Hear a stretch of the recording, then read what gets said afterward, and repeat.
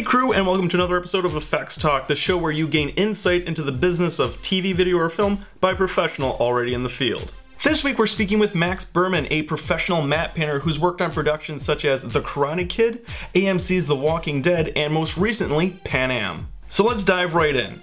Alright, Max, tell me right off the bat, what exactly is matte painting? I've used matte painting as digital makeup for Walking Dead, as well as, full 3D environments that are just being projected with matte paintings. So I think the line for matte painting is getting blurred more and more now. But I mean, as far as like what I think matte painting is, it's just painting photoreal for visual effects. Someone has something that they want, and you can't always build it in 3D. And you got to be able to paint it, and you got to make it look like there's nothing there. You work for, do you work for Zoic Studios, or what do you work for? I do work for Zoic Studios. I wasn't sure because I know you do freelance work on the side, but how long have you been with Zoic Studios? Right now, this runaround has been about 2 months, but previously I've worked there for, I don't know, in total probably a year and a half. Not a lot of studios have a staff matte painter, or just a permanent matte painter. But I think that, like, once a studio gets a matte painter, they realize they need one, and then they try to hang on. But, jumping from studio to studio is the best way, I think, to, like, get your rate up and to advance, get cooler projects, stuff like that. What editing programs do you use to create most of your matte paintings? Well, I mean, I primarily use Photoshop. And then I use Maya for most of my projection stuff, and I dabble in ZBrush for matte painting, and then After Effects for compositing. But I've been, slowly moving more into Nuke. When you said you use Maya for projection, what does that mean? So I do a painting, and I build the painting out in 3D, and then using a camera in 3D, I'm projecting my painting onto what I've built. And that allows us to get, like, depth and movement in it. So I can move a camera around that painting and get parallax, get foreground and background elements, shifting. Yeah. So that's what I use Maya for. One of the shots that stood out to me was, I think, it's for Recreation Season 3. And you kind of did, like, that building extension. And you built, like, the sky above it and everything like that. Do you get that top of that building? Do you get that from a photo that you tag? Do you get it from a library? Do you get it from the actual client, and they say, like, I want this building top placed on top of this structure? I mean, usually if we get anything from the client, it'll be like this small 200 pixel by 500 pixel reference that you can't use. Right, okay. I mean, I have over the last couple of years have built a giant reference library of high-res images. And I try to rely on that as much as possible, just because there's a lot of detail and depth in those images. But a lot of things, like especially that, I think that specific one I went out and shot. But other than that, I'll scour the internet. I'll spend a day just going through Google, grabbing as many images as I can find, and yeah. Take me through the process of basically a client comes in and they have this project for you. How does that basically work? Do they say, we want you to do 3 shots, these are the reference pictures, go to it, you have 1 week, or is there more to it than that?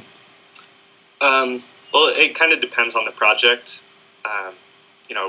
Right now for Pan Am, because I'm the lead, I'll sit in with the producer and the 3D lead and the compositing lead.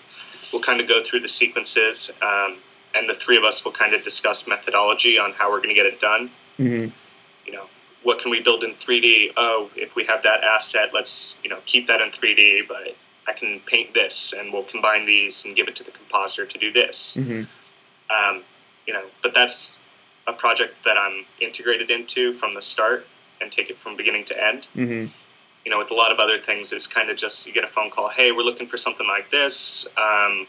We need this painting done in a week. Same type of thing. I mean, I personally love editing more at night.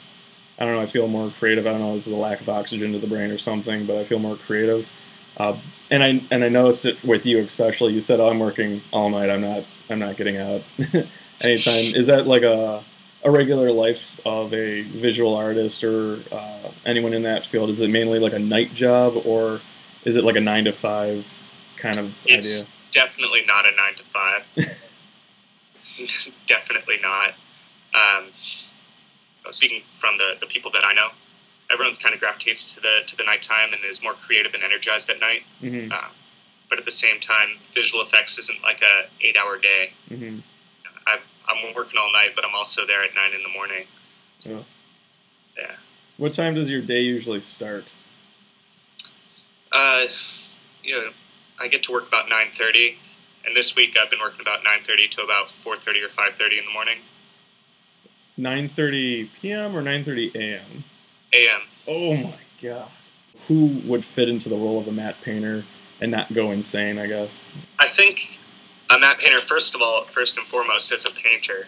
Someone who enjoys painting, because if you don't like that, then you've already X'd yourself. Mm-hmm. And who's able to paint photoreal, and who enjoys painting photoreal. I personally think matte painting is the coolest part of visual effects, just in terms of you're not spending any time doing bullshit work. With 3D, there's a lot of bullshit work that goes on with compositing, roto, and tracking. And yeah. matte painting, the entire time you're creating an environment. And I see it as like the star of a shot. And especially flipping on and off of matte painting, just seeing what you started, or what you started with, or what the plate is, and then where you put them. Mm-hmm. But you have to enjoy painting, I think, and you need to really enjoy just studying photorealism and life, lighting and perspective and color theory. All of these different things, you have to have kind of an itch to create something that isn't there, that no one will know that you created. If you're not noticed at all, you've done your job. Is that kind of it? Yeah, and that's especially true for matte painting. Mm-hmm. I think, because if you have a CG dinosaur and it looks photoreal, like, people still know it's CG. Mm-hmm. As far as matte painting, if you say, wow, that's a beautiful matte painting, then someone made it look like a beautiful matte painting and didn't make it look, photoreal. If someone at high school wanted to start getting ready before they got into college and they knew what they wanted to go into, how do they start learning matte painting? There isn't really any matte painting websites. 3D websites are all over the place. Compositing websites are all over the place. But the closest thing to a matte painting website is mattpainting.org. Mm-hmm. And it hasn't really evolved with the others. I've noticed that as well. I was kind of browsing through it and I wasn't really too impressed. Yeah. So I wouldn't say there's a lot of online resources. The only online resources I could really say is Gnomon. Mm-hmm. Gnomon has a digital subscription now where you can see all their DVDs online and streaming. Mm-hmm. And they have some really great matte painting DVDs. I think the best way to get into this industry is with an internship. It isn't paid, but I feel like you'll learn more from an internship and get more experience and more context than you will from school. Mm-hmm. And you're paying to do work at school, so not being paid to do work is kind of a step up from that anyways. I think if you're good at what you do, there's always going to be a place for you. Mm-hmm. And if you're fun to work with and you know enough people, you're never going to have a problem. All right, that's it.